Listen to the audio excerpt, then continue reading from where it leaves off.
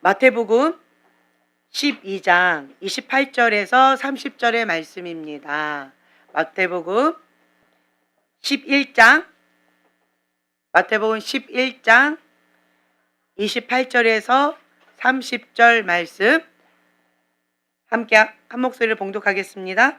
수고하고 무거운 짐진 자들아 다 내게로 오라. 내가 너희를 쉬게 하리라.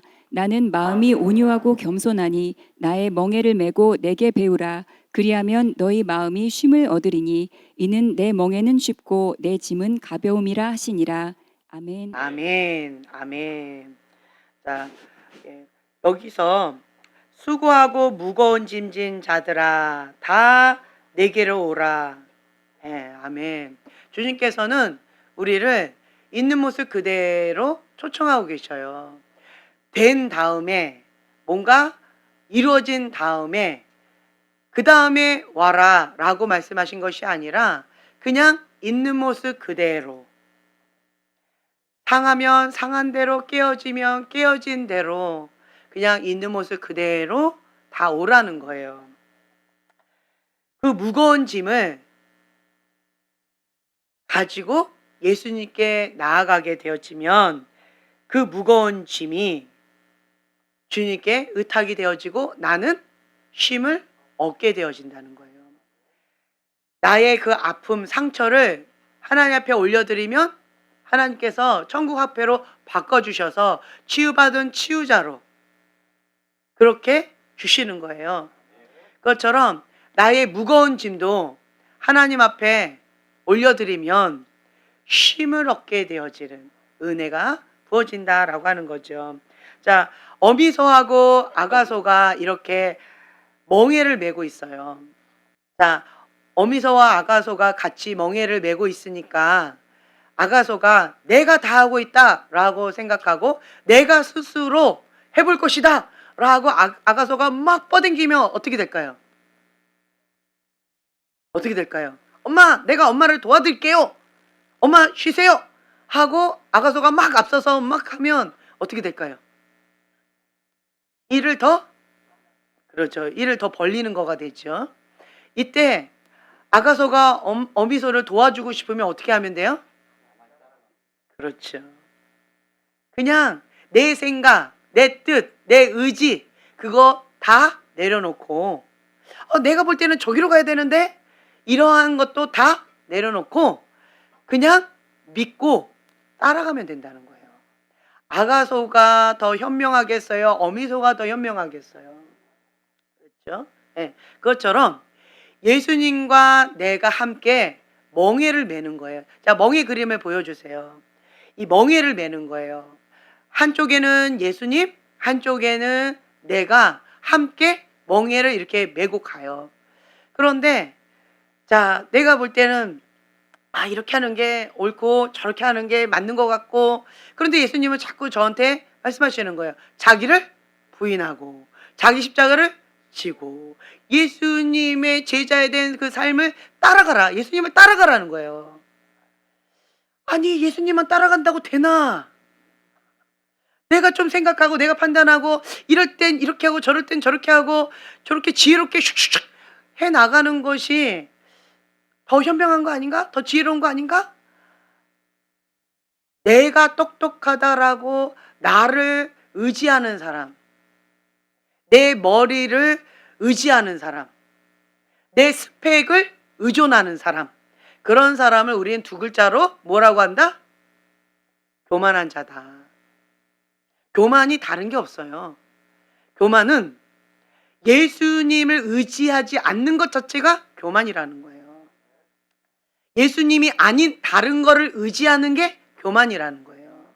마지막 때는 교만으로 인하여서 어려움을 겪고 있는 건데 그 교만이 예수님을 의지하지 않는 그 모든 것이다. 반대로 겸손은 뭘까요? 그렇죠. 멍에를 맬 때 그냥 예수님만 믿고 예수님만 의지하고 예수님만 따라가면 돼요. 예수님보다 뒤처지면 멍에를 메고 있는데 그렇죠. 나도 힘들고 예수님도 힘들어요. 근데 내가 앞장서서 가면 나도 힘들고 예수님도 힘들어요. 그래서 예수님과 함께 보조를 맞춰서 가는 거예요. 예수님이 한 발 뛰면 나도 한 발, 예수님 두 발 뛰면 나도 두 발, 예수님 멈추면 나도 멈추고, 예수님이 움직이시면 나도 움직이고, 함께 보조를 맞춰서 나가게 되면 예수님도 편하고 나도 편하고, 그리고 일도 최고로 효율적으로 할 수 있는 거가 되어진다라고 하는 거예요. 그 예수님께서 수고하고 무거운 짐진 거, 그러니까 나 혼자, 예수님 없이, 예수님과 함께 멍에를 매지 않고요, 무거운 짐을 나 혼자, 아가소가 무거운 짐을 나 혼자 짊어지고 막 낑낑대고 가고 있는 거예요. 그런데 그것은 우리가 뭐라고 표현할 수 있을 거예요? 사서 고생한다.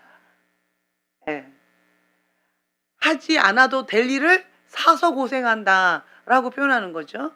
그래서 주님은 수고하고 무거운 짐진 자들아 다 내게로 와라. 그 짐을 너 혼자 짊어지지 말아라. 나하고 함께하자. 우리가 속사람 치유를 받을 때, 어릴 때 그 트라우마, 그 상처, 힘겨웠던 그 오두막의 그 사건으로 가보면, 그때의 나는 예수님을 의지하고 있는 나였을까요? 예수님과 함께 문제를 헤쳐나가고 있는 나였을까요? 아니면 나 혼자 두려움과 공포 가운데 떨고 있는 나였을까요? 그렇죠. 나 혼자 무거운 짐을 지고 낑낑대고 있었어요. 근데 그 장소에 가보면 예수님이 계셔요? 예수님 안 계셔요? 예수님 계셔요. 근데 나는 인식을 못하고 있는 거예요. 예수님을 못 보고 못 느끼고 있는 거예요. 근데 나는 못 보고 못 느끼고 있지만 예수님은 그 자리에 계신다는 거예요. 하나님은 그 어디에나 계셔요. 하나님은 그 모든 걸 다 보고 계셔요. 하나님은 나를 사랑하세요. 오두막 그 책, 그 영화에 보면 하나님은 특별히 미워하는 사람이 있나요? 네, 없대요. 내가 생각할 때는 있을 것 같잖아요. 그리고 없다면 화가 나지 않아요? 그놈은 미워해줘야지. 그 인간 말종은 미워해줘야지 왜 안 미워하냐고. 안 미워한다는 게 그게 맞냐고. 그게 불공평한 거 아닌가. 이런 생각이 들잖아요. 근데 하나님은 미워하는 자가 없다는 거예요. 근데 특별히 더 사랑하는 사람이 있는 것 같아요. 특별히 더 아픈 손가락 있는 것 같아요. 그래서 주님의 마음이 있는 그곳 가운데, 주님의 눈물이 있는 그곳 가운데, 그곳에 가보면 소외되고 버려진 그런 아픈 손가락, 그 아픈 자들, 고아와 가부들, 그러한 자들을 향한 주님의 마음이 크다는 거예요. 그래서 고아와 가부를 걷어주는 거, 그들을 먹이고 입히고 섬기는 거, 하나님 앞에 한 것이다. 하나님한테 그 빚지게 한 거다. 하나님 갚아주신다. 그 말씀이 있잖아요.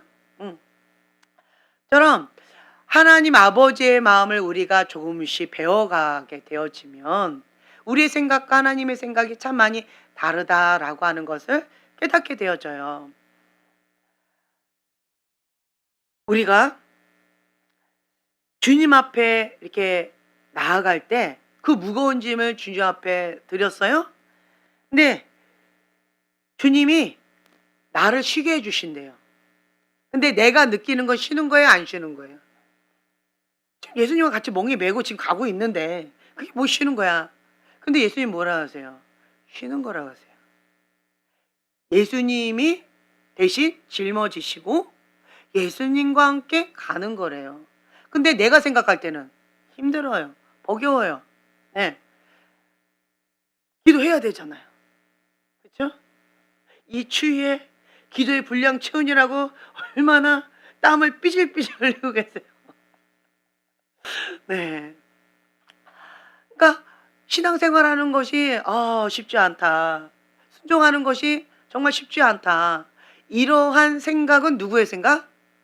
그렇죠. 나의 생각이라는 거예요. 근데 예수님 뭐라 하실까요? 네, 쉽다. 내가 생각할 때는 어렵다. 너무 어렵다. 근데 예수님은 쉽대요. 왜 예수님과 나의 생각이 이렇게 다를까? 예수님께서 쉽다라고 하면 쉬운 거예요. 예수님이 가볍다라고 말씀하시면 가벼운 거예요. 근데 왜 나는 무겁게 느껴질까요?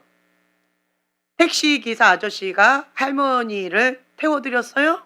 근데 그 할머니는 낑낑거리고 있어요. 택시 안에서도. 예.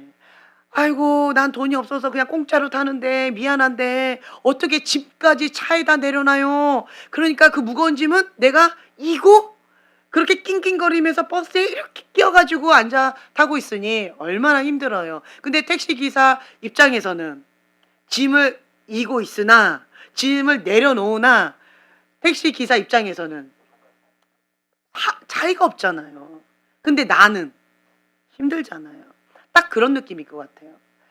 예수님은 가볍다라고 말씀하시는데 내가 무겁게 느껴진다라고 한다면 그것을 내가 예수님한테는 갖고 왔어요. 성전에 갖고 왔잖아요, 지금.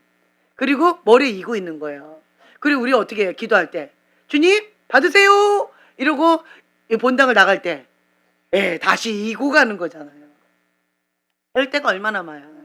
그러니까, 수고하고 무거운 짐진 자들아, 다 내게로 오라 라고 말씀하시는데, 그런데 예수님한테 맡긴다고 나는 계속 맡기는데 왜 이렇게 안 가볍지? 왜 그럴까요? 드리긴 드렸어요. 그런데 꽉 쥐고 있잖아요, 지금. 손을 안 놔요. 이걸 안 놓고 있잖아요. 내려놓으면 불안해요. 왜? 신뢰를 못 하는 거예요. 주님이 내가 원하는 방법대로 해주지 않을까봐.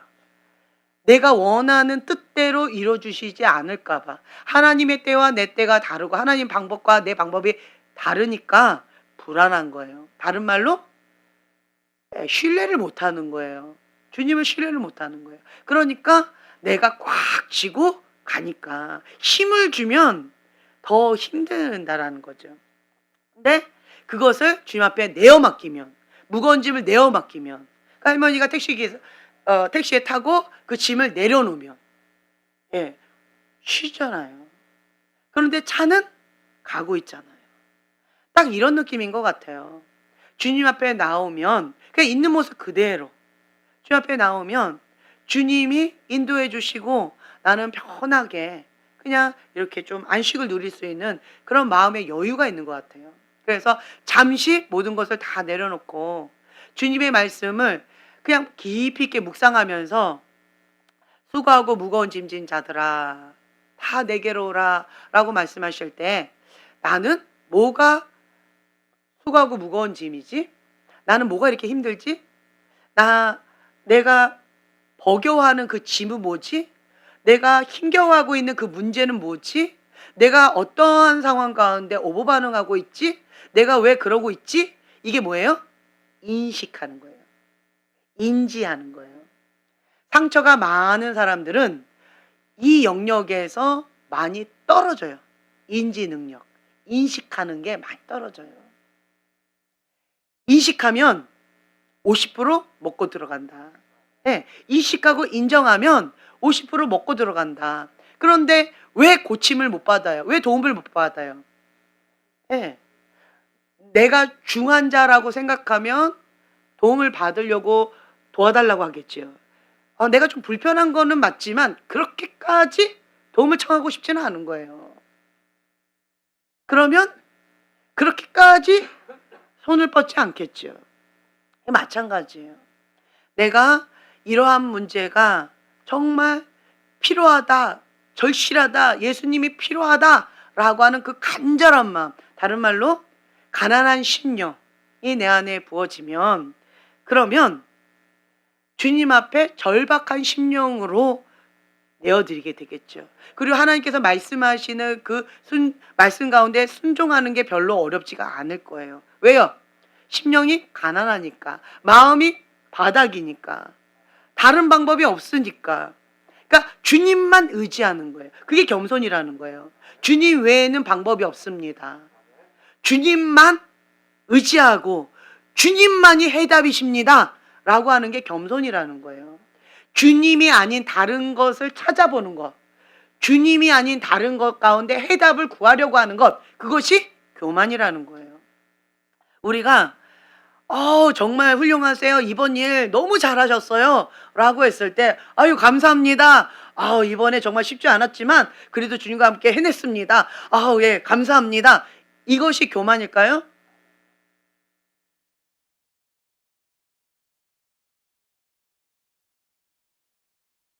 겸손과 교만을 이렇게 혼동하는 것이 좀 많이 있는 것 같은데요.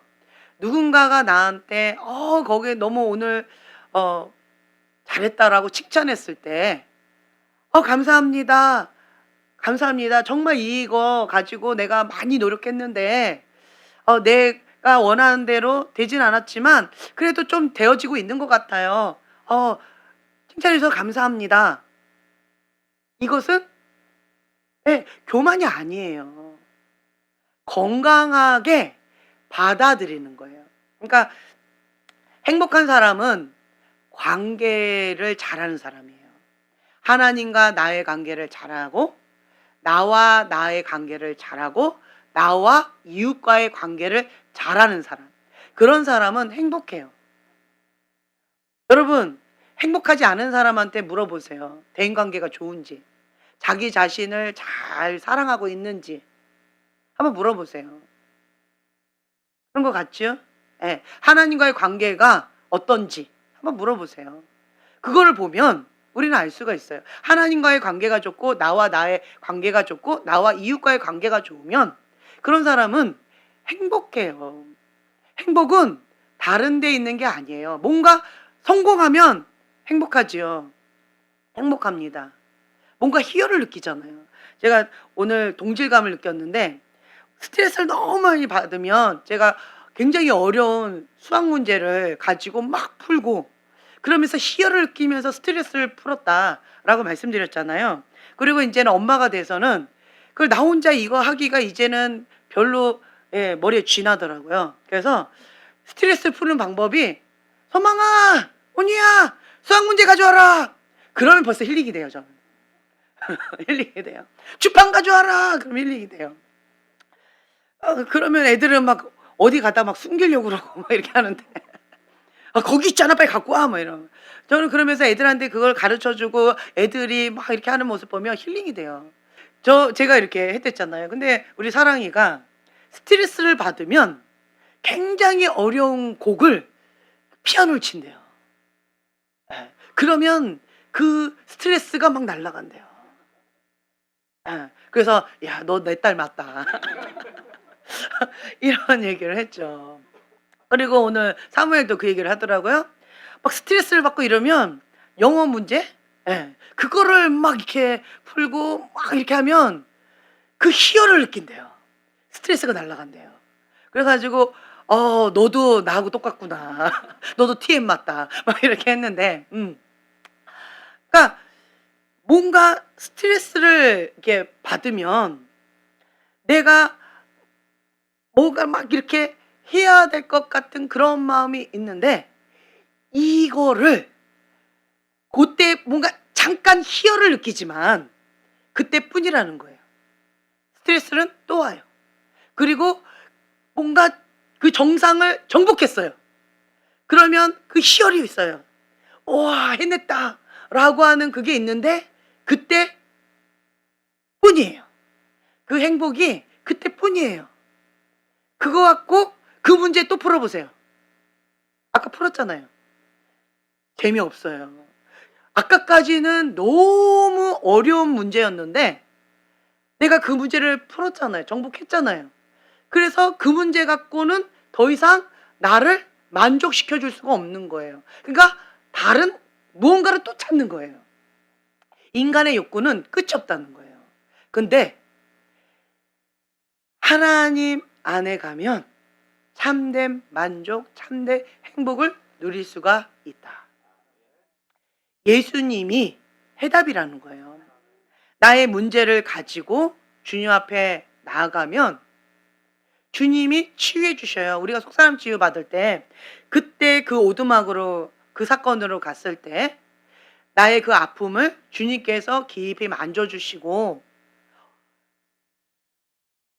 상한 마음 주님의 품에 안겨서 실컷 울고 주님께서 위로해 주시고 안아주시고 이 영적 수술을 해주시면, 그러면 이제는 더 이상 그 오두막에 갇혀 있을 이유가 없다는 거예요. 문제가 해결이 돼 버려요. 근본 뿌리가 그냥 해결이 되어져 버리는 거예요. 그래서 더 이상 이걸로 인해서 스트레스를 받을 필요가 없게 되어지는 거예요. 그래서 예수님께 가면 해결이 되어진다. 그래서 우리는 어떠한 문제, 어떠한 아픔 이런 것들을 다 가지고 예수님께 갈 수가 있는데요. 그 이유가 뭔가라고 한다면, 예수님은 우리의 입장에 대해서 공감하고 싶으셨던 것 같아요. 높은 자리에서 내가 너를 안다, 너 많이 아프지, 나 그 감정 안다 라고 하면 낮은 자리에 있는 내가 그렇죠 예수님 아시겠지요, 이렇게 받아들일까요? 아니면 예수님이 내 아픔 뭘 알아요? 예수님은 하늘에 계시고 예수님은 만왕의 왕이신데 나의 이러한 바닥치는 이 고통을 예수님 경험해 보셨어요? 이러한 말이 나올 수 있겠죠. 여러분들이 상처를 받고 아픔을 받을 때 그 아픔에 대해서 전혀 경험해 보지 않은 어떤 사람이 와가지고 아 그거 문제 갖고 뭘 그래 이제 툭툭 털어버리고 일어나 라고 하면 맞아 이런 마음이 나요? 아니면 화가 나면서 네가 개맛을 알아 라고 화가 나요. 그렇죠? 인간이 그렇잖아요. 행복하게 가정이 오손도손 살고 있는 그 사람이 우리 풍지박산난 가정에 와가지고 싸우지 말고 이제는 행복하게 살아요 이러면 많이 힘들지요? 내가 그 마음 알아요 이러면 네가 뭘 알아 막 화가 나잖아요. 그런데 풍지박산난 그런 가정 가운데에서 그 가정을 회복시키고 피눈물 나는 그런 아픔과 그 고통과 주님 앞에 몸부림치면서 이제 가정이 이제 어느 정도 단란한 가정으로 되어졌어요. 그런 할머니가 이제 막 난리치고 있는 그런 신혼 가정에 가가지고 손을 잡고 얼마나 힘들어 다 그 가정 갖고 있어 나도 그 아픔 알아 라고 하면 그 새색시가 예, 위로가 되죠. 눈물이 나죠. 그쵸. 나보다 더 힘든 그러한 과정을 겪으셨는데 내가 무슨 할 말이 있어요 라고 하면서 눈물이 나잖아요. 그것처럼 예수님도 우리보다 더 낮고 낮은 자리, 비참한 그것들을 다 경험하신 것 같아요. 여러분, 십자가형은 가장 모멸적인 거예요. 죄인 가운데에서 제일 극악범, 그러한 사형수만 십자가형을 처하는 거예요. 수치심을 다 느끼면서 그렇게 조롱받고 마지막에 가신 거예요. 처음에는요, 말구유에 오셨잖아요. 태어날 때도 가장 낮고 천한 모습으로 오셨고, 마지막 숨을 거두는 구상까지도 가장 비참한 그걸 하신 거예요. 사람이 가장 아픈 게 뭘까요? 뭐 받을 때 가장 아플까요? 그렇죠. 배신감일 것 같아요. 배신감. 사람이 가장 상처를 받는 거, 큰 상처가 배신감일 거예요. 배신감. 근데 예수님은 배신감이 뭔지 경험해 보셨잖아요.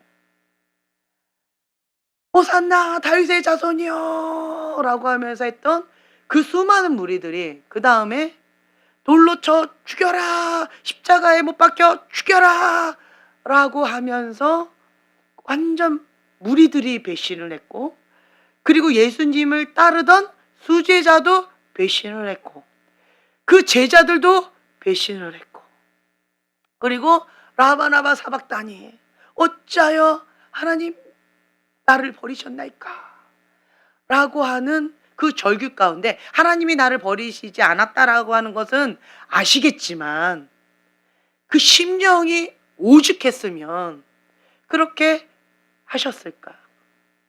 그냥 혼자 버려진 듯한 그 배신감, 그 외로움, 그 고독.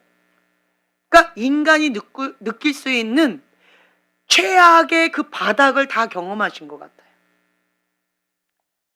그래서 예수님의 십자가 앞에 나아가게 되면 주님이 내 아픔 알아요? 라는 말이 안 나와요.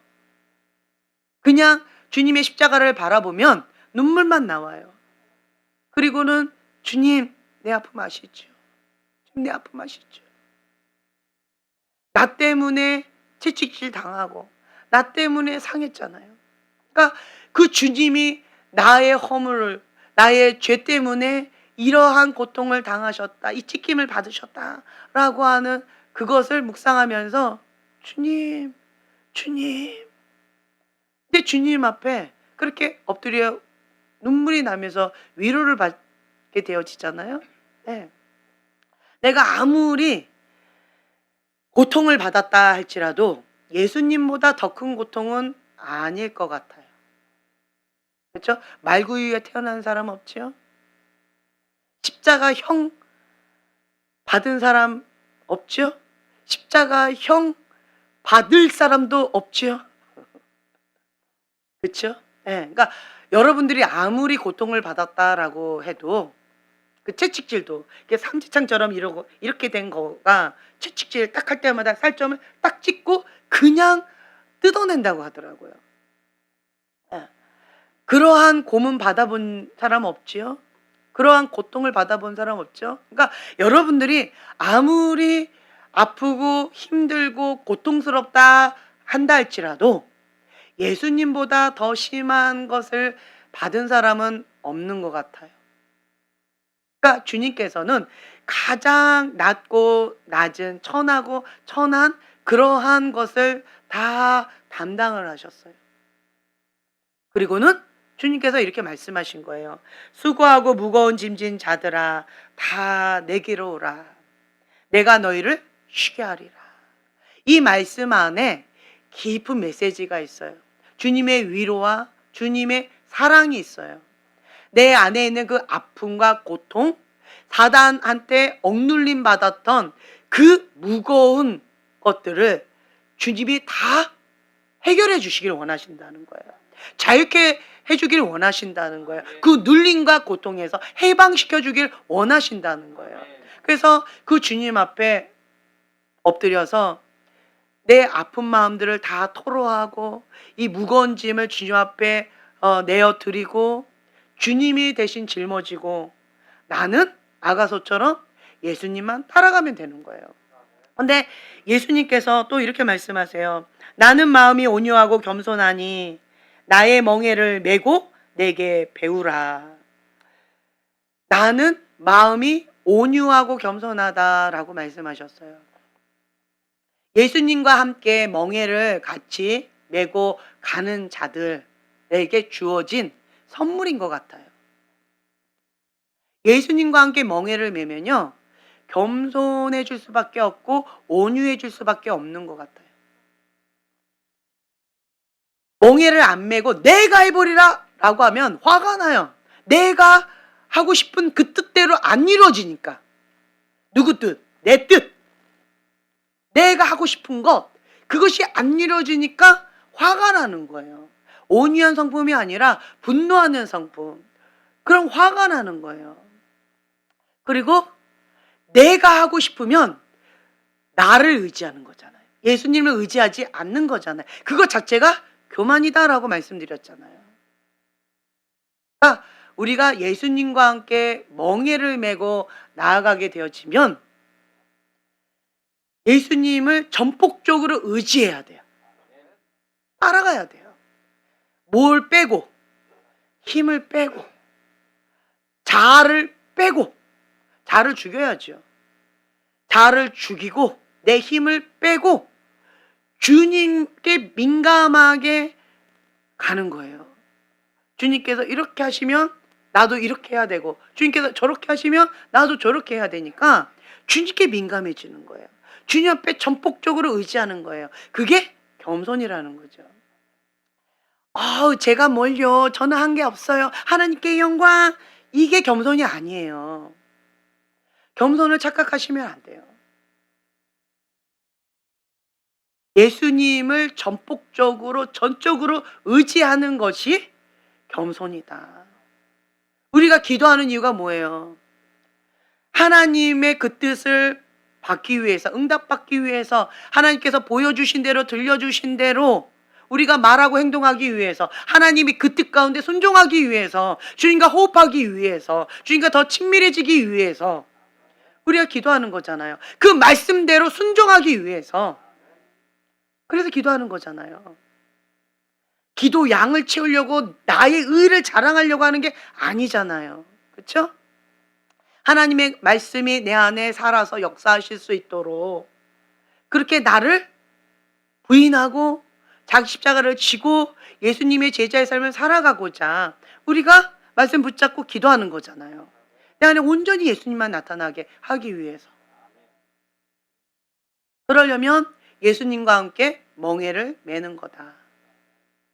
멍에를 메고 있지만 내가 짐을 지고 있는 것은 아니다. 이걸 생각하셔야 돼요. 내가 했다? 이거 아니라는 거예요. 내가 한 게 아니에요. 예수님이 하시는 거예요. 그리고 당나귀병 걸리면 안 돼요. 그렇죠? 당나귀병이 뭔지 아시죠?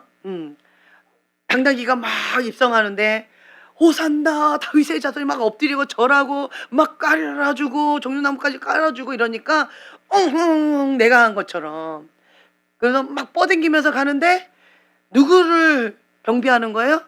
그렇죠. 내 등에 타신 예수님을 바라보고 있는 거잖아요. 내가 나를 바라보면 교만해지는 거예요. 그런데 예수님이 나를 타고 가신다. 나를 사용하신다. 나와 함께 하신다. 이거 자체가 영광이라는 거죠. 이걸 항상 인식하면 교만해질 수가 없는 것 같아요. 내가 하나님 앞에 쓰임받는다라고 하는 그것 자체가 영광이고 주님과 함께 멍에를 메고 주님과 함께 호흡할 수 있다라는 거. 그리고 주님께서 아굴 골짜기로 가시면 나도 아굴 골짜기를 경험하는 것이고 주님께서 정말 부에 처할 줄도 알고 가난에도 처할 줄 알고 다양한 것을 다 경험할 수 있도록 하실 때 나도 그걸 다 따라가는 거잖아요. 수고하고 무거운 짐 지는 것은 내가 지는 걸까요? 내가 짊어지게 된 걸까요? 여러분, 내가 그 수고하고 무거운 짐을 내가 스스로 지고 싶어가지고 자기가 눌리고 자기가 고통받는 사람 몇이나 될까요? 별로 없을 것 같아요. 환경적으로 여러 가지 상황 가운데에서 그렇게 되어지는 거, 그렇게 짊어지게 되어지는 거, 그렇게 눌리게 되어지는 거, 그런 경우들이 많이 있을 것 같아요. 그 모든 것들을 주님께 다 내어드리라는 거죠. 그러면 주님께서 대신 짊어지시고 나는 사뿐사뿐 가볍게 주님과 함께 동행한다라고 하는 거예요. 근데 우리가 주님과 함께 멍에를 메고 동행하는 삶을 살아가는데 이게 신앙생활이잖아요. 이 살아가는데 행복한 일만 있을까요? 힘겨운 일은 없을까요? 문제가 없을까요? 아니 예수님과 멍에를 매는데 내가 예수님 안에 있는데 내가 순종하면서 살아가는데 왜 문제가 생겨요? 왜 그럴까요? 왜 그럴까요? 뭘 배우래요? 그렇죠. 온유함과 겸손을 배우기를 원하시는 거예요. 예수님의 성품이 내 안에 자라가기를 원하시는 거예요. 신명기 8장에 보면 주님께서 그 말씀을 하셨는데 8장 2절 3절 함께 봉독합니다. 내 하나님 여호와께서 이 40년 동안에 내게 광야길을 걷게 하신 것을 기억하라. 이는 너를 낮추시며 너를 시험하사 내 마음이 어떠한지 그 명령을 지키는지 지키지 않는지 알려 하심이라. 너를 낮추시며 너를 줄이게 하시며 또 너도 알지 못하며 내 조상들도 알지 못하던 만나를 내게 먹이신 것은 사람이 떡으로만 사는 것이 아니요 여호와의 입에서 나오는 모든 말씀으로 사는 줄을 내가 알게 하려 하심이니라. 아멘. 아멘. 네. 그러니까 주님께서는 낮추기를 원하시는 거예요. 순종하는지 순종하지 않는지 보려고 하시는 거예요. 그래서 예수님과 함께 멍에를 메고 갈 때에 예수님의 성품, 온유함과 겸손이 내 안에 자라게끔 그렇게 해주시는 것 같아요. 근데 우리가 인간의 이 죄성과 본성이 있기 때문에 그게 참 쉽지가 않아요. 그러니까 어떻게 해요? 바닥을 치는 거죠. 가난한 심령이 되려면 저절로 있는데 가난한 심령이 돼요? 아니죠. 환경에 우겨 싸움이 있어요. 여러분, 심령이 가난한 사람 한번 보세요. 한번 그 사연을 한번 들어보세요. 어떠한 사연이 있으셨습니까? 그러면 정말 피치 못할 많은 사연이 있습니다. 그런 얘기를 할 거예요. 험난한 인생 가운데 내가 지금 현재 오게 되었습니다. 이런 고백이 있을 거예요. 그래서 여러분들이 겪게 되어진 그런 것들이 하나님 앞에 올려드리게 되어지면 다 약이 된다. 약이 돼요. 그래서 내가 혼자 짊어지고 가면 이것이 미련한 거지만 예수님과 함께 짊어지면서 이거를 주님 앞에 드렸다라고 한다면 다 약이 되는 거예요. 모든 것을 합력하여 선을 이루시는 그 하나님께서 다 치유의 약이 되어지고 하나님의 영광이 될 수 있는 것으로 주님께서 다 전화위복시켜 주신다는 거예요. 가난한 심령은 저절로 되어지지 않아요. 겸손은 저절로 배워지지 않아요. 인간의 본능이 내가 해볼 거야! 벌써 몇 살 때부터 그래요. 그렇죠? 3살 때부터 그러잖아요.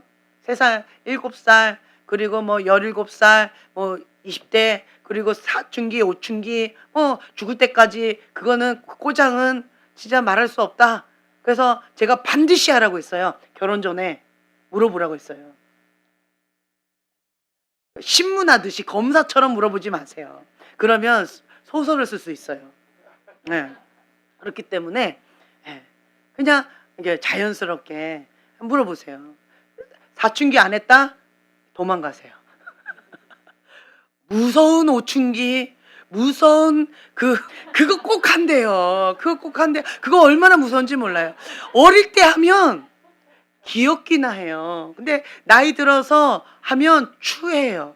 그리고 본인만 추한 게 아니라 온 가족이 다 비참해져요. 정말 비참해져요. 여러분 그거 경험해 보셨죠? 예, 그건 사람이 못할 짓인 것 같아요. 그래서 그래도 한 살이라도 더 어릴 때 조금이라도 귀여운 맛이 조금이라도 있을 때 빨리 주님 안에서 건강하게 하시라는 거예요. 예. 아이들이 지금 막 사춘기 한다라고 할 때 저는 왜 그래? 이렇게 안 해요. 건강하게 해라. 마음껏 해라. 결혼하고는 하지 말아라. 마음껏 하세요. 네. 그러니까 마음껏 주님 안에서 마음껏 사춘기를 해보라는 거예요. 그 주님 안에서 마음껏 사춘기가 뭘까요? 그 사춘기가 뭐예요? 내가 해보리라. 그러니까 주님 안에서 내가 해보고 싶은 것을 욕구 충족인 거예요. 그러니까 주님 안에서 해보고 싶은 걸 마음껏 해보라는 거예요. 이것도 도전해보고 저것도 도전해보고 해보고 싶은 거를 아기자기하게 주님 안에서 다 해보라는 거예요. 주님 밖에서는 하지 마시고요. 네. 주님 안에서 해보고 싶은 거를 마음껏 다 해보는 거. 그게 사춘기잖아요. 사춘기가 왜 생기는 거예요? 왜 너무 힘겨운 사춘기를 왜 겪어요? 그런 사람들. 내 맘대로 해본 게 없어서 그런 거예요. 완벽주의 부모님 밑에 있는 아이들, 억압 당하고 엄격한 부모님 밑에 있는 아이들, 그런 아이들이 사춘기가 굉장히 요란해요. 그런데 네 맘대로 살아라. 이러한 부모님 밑에서 주님 안에서 건강하게 그렇게 자란 아이들은 사춘기가 요란하지 않아요. 주님 안에서 내가 해보고 싶은 것을 다 해봤거든요. 마음껏 해봤거든요. 제가 어떤 분의 간증을 들었는데 어, 중3짜리 아이가 전교에서 뭐 이렇게 논대요. 전교에서 와, 공부를 너무 잘한다는 거죠. 그런데 전교 회장도 하고 전교에서 노는 거예요. 근데 이 아이가 나 이거 말고 뭐 하고 싶대요. 너가 뭐 할 때 행복하니? 그랬더니 프로게이머? 예, 그거를 해보고 싶다는 거예요. 게임. 눈이 반짝거리죠, 게임. 예, 그거를 해보고 싶다는 거예요. 그거 할 때 자기네 가장 행복하다는 거예요. 그러니까 이 부모님이 주님 안에서 마음껏 해봐라 라고 한 거예요. 그랬더니 이 아이가 한수 더 떠서 자퇴하고 게이머가 되려면 인류 게이머가 되려면 자퇴하고 그 다음에 내가 해봐야 되겠다라고 한 거예요. 그래서 종교에선 이렇게 노는 회장감이었는데 그 부모님도 대단한 것 같아요. 그래 해봐라 한 거예요. 그랬는데 열심히 한 거예요. 정말 최선을 다해서 하루에 몇 시간씩 하루 종일 밥만 먹고 게임만 한 거예요. 얼마나 신나게 했겠어요. 그래가지고 그 프로게이머 그 직전까지 간 거예요. 그런데 이 아이가 어느 날 갑자기 19살 좀 돼서 저 그만하고 싶어요 이런 거예요. 그때까지 게임만 했는데 한 게 아무것도 없는데 이제 공부하고 대학교 진학도 하고 이렇게 해야 될 것 같은데 그런데 갑자기 안 하겠다는 거예요. 너 뭐 할 건데? 글쎄요, 한번 찾아볼게요. 자, 이럴 때 부모님 뭐라 하실래요? 뭐라 하실래요? 솔직하게 얘기해 보세요. 뭐라 하실래요? 뭐라 하실래요? 장혁이가 그랬다. 뭐라 하실래요? 호적을 팔아! 네가 벌어먹어! 나가! 돈 벌어와! 돈이라도 벌어! 이렇게 하실 것 같죠? 그쵸? 이때까지 너한테 쏟아부은 그게 얼만데? 이렇게 하는 게 보편적인 부모님일 것 같아요. 그런데 그 부모님은 그래? 너 정말 최선을 다했니? 네, 정말 저는 최선을 다했어요. 그런데 이 벽을 못 넘어가겠어요. 저는 이 길이 아닌 것 같아요. 아무리 최선을 다해도 이 벽을 넘어서기가 어려워요. 그래서 저는 지금 이쯤에서 그만두고 싶어요. 안 하고 싶어요. 안 행복해요. 그러니까 그 부모님이 쿨하게 그래, 내가 너 보니까 넌 정말 최선을 다했다. 근데 그 결과는 하나님께서 하시는 거고 너의 영역이 아니라는 거예요. 그래, 나는 너가 자랑스럽다. 난 너를 신뢰한다. 그러면 너가 뭐를 할 때 행복할지 다음 스텝이 무엇인지 한번 기도하면서 찾아보자. 나는 너를 신뢰한다. 해준 거예요. 와, 벌써 막 꽃이 피고 있어요, 얼굴에. 응. 그러니까 이 아이가 정말 주님 앞에 기도하면서 뭘 찾은 거예요. 나 이거 해보고 싶어요. 라고 했어요. 자, 그 아버지가 뭐라 했을까요? 그렇죠. 혹시 형제님의 간증이 아닐까요? 그래, 너가 그거 해보고 싶다라고 한다면 해봐. 내가 전폭적으로 지지해줄게. 너 할 수 있어. 그렇게 해준 거예요. 이 아이는 어떠한 아이가 될까요? 그렇죠. 행복한 아이예요. 주님 안에서 행복한 아이고 이 아이는 무한한 도전을 할 수 있는 가능성이 풍부한 아이일 거예요. 두렵지 않은 거예요. 왜? 하나님이 나와 함께 하시고 부모님이 든든하게 나를 지지해주고 신뢰해주고 있잖아요. 그리고 나는 어떠한 영역 가운데 정상을 맛봤잖아요. 종교회장을 했다라고 한다면 공부 영역에서도 정상을 맛봤던 거고요. 또 이 영역 가운데서도 나름대로의 정상을 맛봤는데 그 최고의 자리에만 그거는 내 자리가 아니다. 그러니까 딱 보고 내가 누울 자리인지 안 누울 자리인지 이 아이는 벌써 판단하는 아이인 거예요. 그거를 신뢰해 주는 거예요. 도전해봐라. 너가 해보고 싶은 거 마음껏 해봐라. 제가 그 간증을 듣는데요. 해머로 꽝 하고 한 대 맞은 것 같았어요.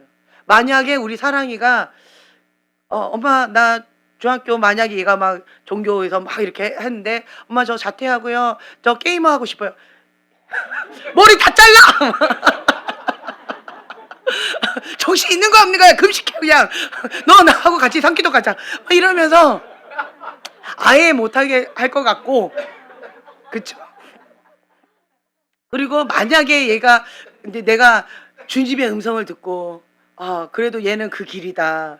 얘가 원하는 대로 해줘라. 라고 하나님께서 강력하게 말씀하셨다. 그럼 내가 그래 해봐라. 라고 했는데 고3 돼가지고 엄마 저 이제 그만하고 싶어요. 자 그럼 제가 어떻게 할까요? 내가 그럴 줄 알았다. 그럴 줄 알았어 그냥. 내가 하지 말라고 그랬지. 막 이러면서 애를 잡았을 것 같아요. 그쵸? 그런데 이 부모님의 간증을 듣는데 제가 굉장히 충격이었어요. 와, 나하고 완전히 다른 모습이네? 그러면서 하나님, 이게 뭐지요? 이 간증을 통하여서 내가 뭘 깨닫기를 원하시는 거죠? 나에게 뭘 말씀하시기를 원하시는 거죠? 굉장히 혼동이 왔어요. 그러면서 이게 메아리 쳤는데 뭐였냐면 그 아이는 행복했을까요? 안 행복했을까요? 그렇죠. 그 아이가 주님 안에서 신앙생활을 건강하게 할 수 있을까요? 없을까요? 하나님 안에서 행복을 맛봤고 하나님 안에서 신앙생활을 어떻게 하는지를 경험해 봤잖아요. 하나님 안에서 내가 기도하면서 하면 된다. 나는 최선을 다했다. 결과물은 하나님이 책임지신다. 그 결과를 받아들일 수 있는 용기. 그리고 새로운 것을 또 찾게 되어지면 도전할 수 있는 용기. 와, 이 아이는 진짜 멋진 아이가 되겠구나. 저 아이가 나 같은 부모 만났으면 게임한다고 아이를 잡았을 것 같아요. 하나님의 생각과 나의 생각은 정말 다르구나. 이런 걸 깨닫게 되어졌어요. 그래서 제가 사랑이를 향해서 생각이 바뀌었어요. 뭐 할 때 행복하니? 그래. 그렇게 하려구나. 엄마가 전폭적으로 지지해 줄게. 이렇게 바뀌었어요. 바뀌었어요. 네, 아멘. 아멘. 사랑이가 많이 행복해질 거예요. 그렇구나. 주님 안에서 행복하면 되는데 엄마가 강제로 막 끌고 가가지고 강제로 막 이렇게 해가지고 누가 원하는 엄마가 원하는 거기다 집어넣고 너 그렇게 해야 돼 라고 한다면 엄마는 자랑거리는 될 것 같아요. 어머 우리 아이가요 이러면서 자랑거리는 될 수 있을지는 모르겠지만 그 아이는 안 행복할 것 같아요. 그 아이는 하나님 아버지의 마음도 이렇겠구나. 주님은 그러니까 우리에게 자유의지를 주셨잖아요. 자원함으로 기쁨으로 순종하기를 원하시는 거지 억지로 순종하기를 원하시는 게 아니라는 거예요. 하나님 아버지를 사랑하면 그 아버지의 마음을 알기 때문에 우리가 즐거이 순종할 수 있는 그런 마음이 생기잖아요. 하나님은 노하기를 더디하시는 분이시잖아요. 그래서 주님을 알아가면 알아갈수록 그 예수님의 온유함 그리고 예수님의 그 겸손함 죽기까지 순종하는 그러한 겸손함을 우리가 배우게 되어진다는 거예요. 그러니까 힘을 빼고 주의 뜻대로 이루어지이다. 누구만 죽으면 돼요. 그렇죠. 나만 죽으면 내가 죽으면 내 옆에 있는 사람이 행복해요. 내가 죽으면 내 주변 사람들이 행복해요. 그렇죠? 내 주변 사람 한번 보세요. 불행해요? 내가 살아서 그래요. 행복해요? 내가 죽어서 그래요. 내가 하나님의 말씀 가운데 순종했기 때문에 그래서 행복이 풀어지는 거예요. 그러니까 말씀의 기초 위에 우리가 견고하게 세워져야 된다라고 하는 거죠. 예수님의 멍에는 쉽고 예수님의 짐은 가볍다. 그냥 예수님만 따라가면 돼요. 모든 것을 누가 책임지시기 때문에 그렇죠. 내가 책임질 필요가 없어요. 예. 정관동 헤어 스케치의 주인은 하나님이십니다. 그래서 망해도 하나님이 망하시는 거고 성공해도 하나님이 성공하시는 거고, 예. 나는 종업원이니까 그 뜻대로 순종합니다. 판파수도 그렇죠. 예. 그렇기 때문에 내 짐은 나는 가볍게 따라갈 수 있는 거예요. 내가 책임질 필요가 없는 거예요. 소년소녀 가장의 그 아픔이 뭐예요? 무거운 짐을 지는 거잖아요. 내가 책임져야 되고 내가 해야 되고 내가 뒷수습해야 되고 그런 게 있잖아요. 그러니까 항상 눈에는 보이지 않는데 무거운 짐이 있잖아요. 무거운 부담감이 있잖아요. 소년소녀 가장으로 자란 사람 너무 많죠? 그렇죠? 대부분이 아마 그럴 거예요. 그래서 눈에는 보이지 않지만 내가 대신 짊어져야 되고 내가 대신 책임져야 되고 내가 뒷수습해야 되고 내가 다 일일이 꼼꼼하게 다 체크해야 되는 그러한 거짓된 부담감 가운데 눌려있는 사람 얼마나 많아요. 수고하고 무거운 짐진 자들아 다 내게로 오라. 주님 앞에 그 모든 짐을 다 맡기라는 거예요.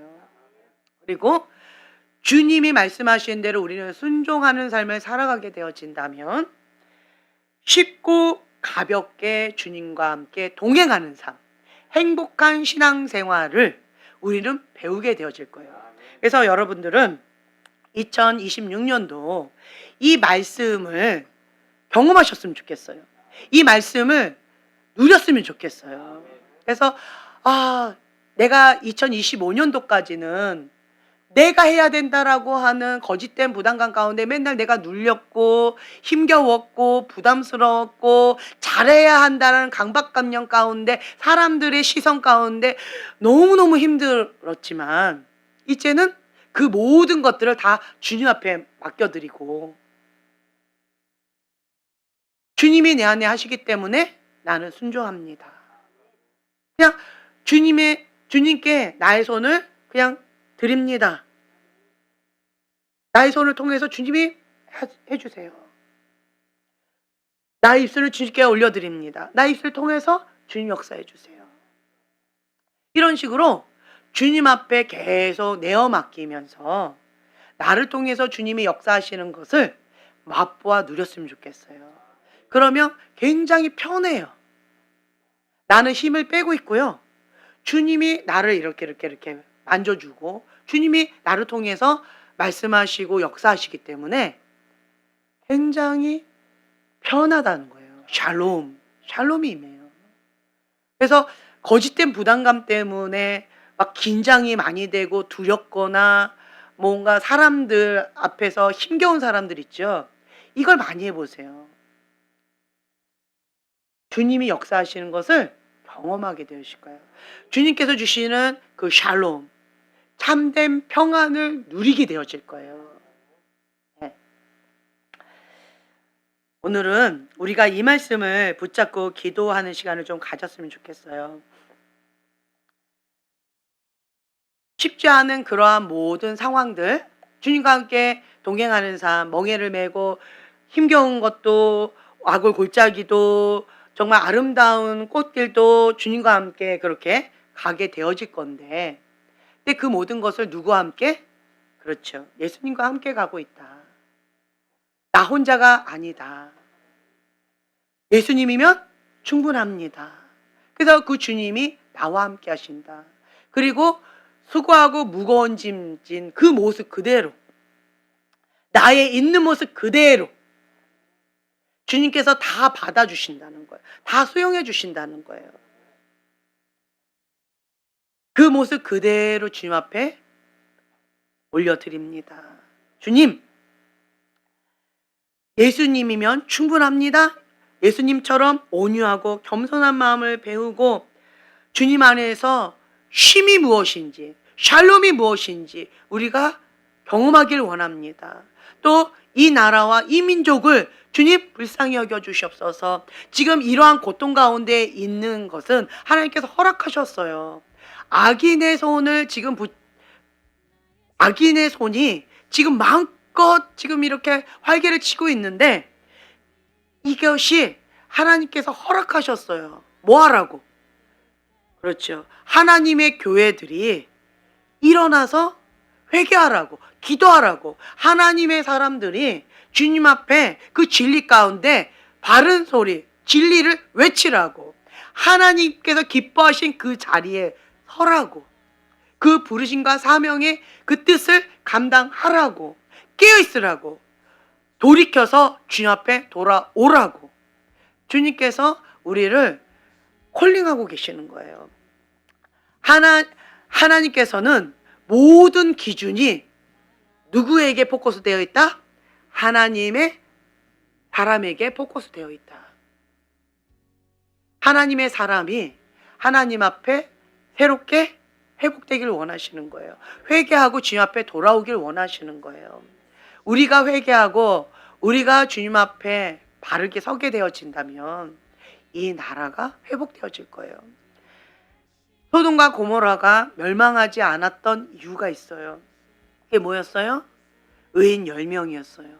한국 땅 가운데 주님 의인 10명 주님 있지 않습니까? 그 중에 한 사람 내가 하나님 앞에 그 사명 감당하길 원합니다. 주님, 내가 빛과 소금의 그 사명을 감당하길 원합니다.